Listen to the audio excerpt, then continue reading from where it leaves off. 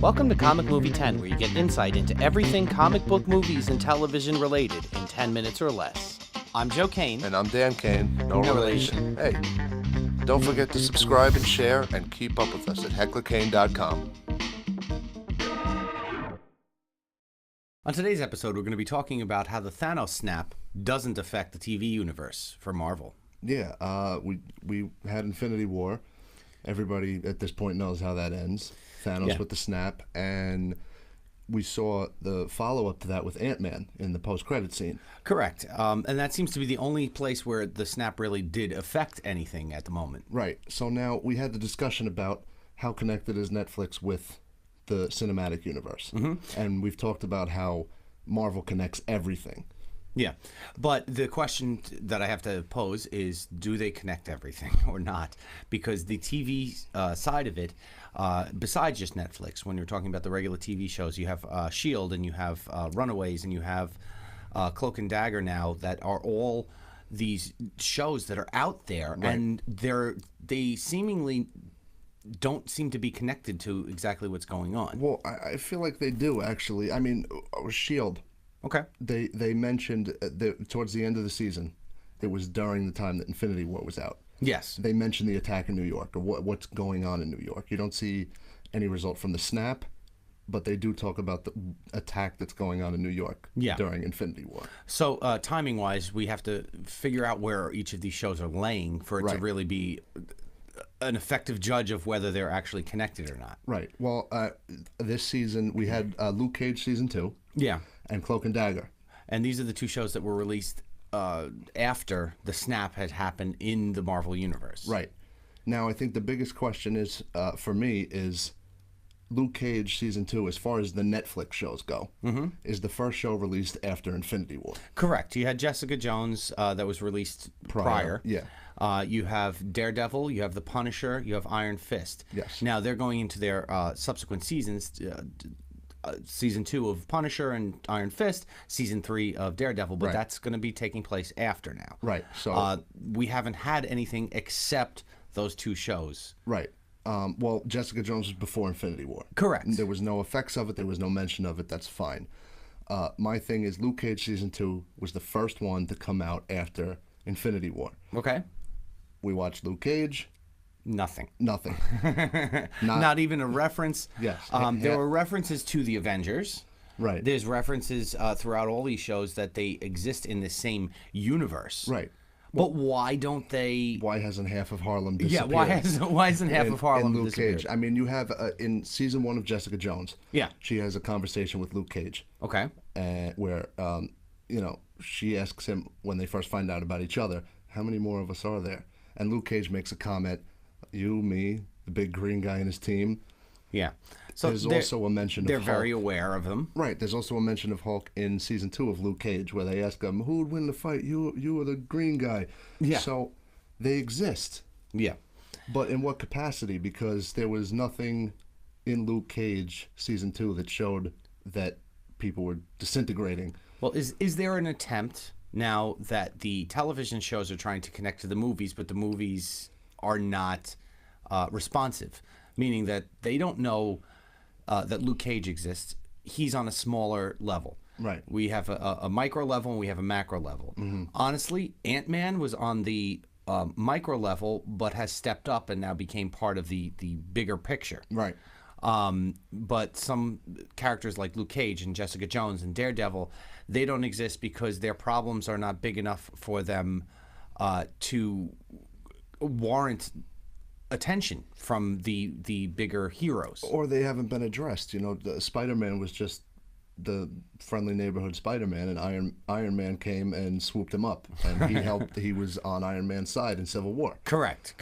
So is it just that they haven't been addressed? The other thing could be that, all right, Luke Cage came out after Infinity War was released, but the timeline doesn't necessarily have to match up. They could have constructed it that, okay, regardless of when this was released, this could have taken place prior to the snap. Well, we do know that the filming took place before the movie was released. The reason S.H.I.E.L.D. was privied to that information is because their episode released the week of or the week after that Infinity War was released. So they were privy to that information, and at that point, they hadn't even been renewed as a new season yet. Right. So, And they've always been the most tied in one. absolutely. I mean, Coulson was in Avengers. yes. There's the mention of him getting stabbed in the heart and all that stuff with Nick Fury. So Nick Fury, has been on there. S.H.I.E.L.D. Yeah. That seems to be the only real connection. If you think about it, that show is the only one that connects. You have Joss Whedon, who is producing that show with his, I think it's his brother, and he is. It's directly tied in. Right. However, Joss Whedon has come out and said no, it has nothing to do with it. So Right. Well, I mean, I think we look to it'll be interesting to see season 2 of Iron Fist is the next one to come out. Yes. In September. Again, they could always claim the timeline is prior. It would be interesting to see if that becomes the first one directly affected, because I've always gotten the sense, at least with the MCU and everything, that everything Marvel out there is tied in. Cloak and Dagger, they mention Detective Riley mentions my buddy Misty when I was in New York, which was a reference to Misty Knight. And in Luke Cage. Yeah. So they're all tied in. They're all tied in together. Right. By all means, they're all tied in together. And that was in Cloak and Dagger. There really wasn't much going on to say that it was tied in with anything except for those couple of small references like that. Right. Cloak and Dagger was an excellent show, put together really well, but again, it seemed to be a standalone until they started to throw in a couple of little hints. Right.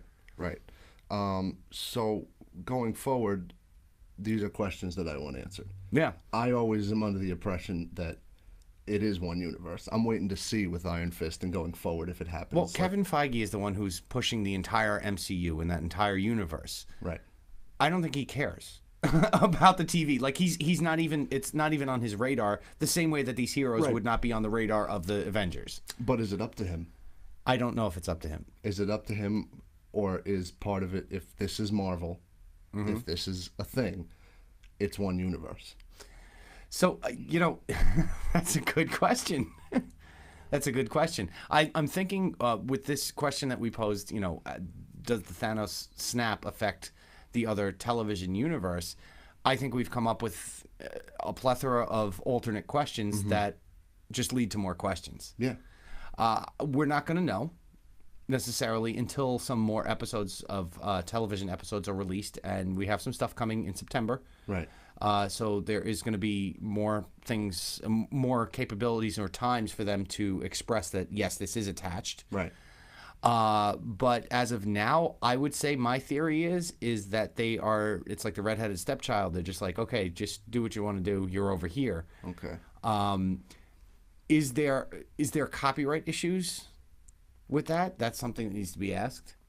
Do they have to ask permission if, like, the writer all of a sudden decides to, hey, I want to write about this snap, okay? I want to write that these guys all disappear. Right.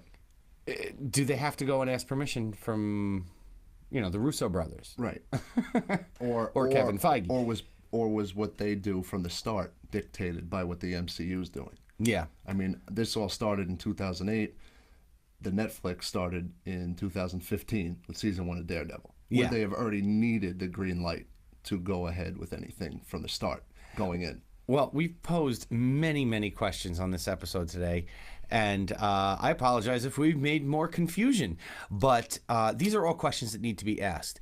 We're turning around to our audience today, and we want to ask you guys all these questions that we just asked each other and trying to figure out the plausibility of the connection between the MCU and the television universe, whether it's one unit or not.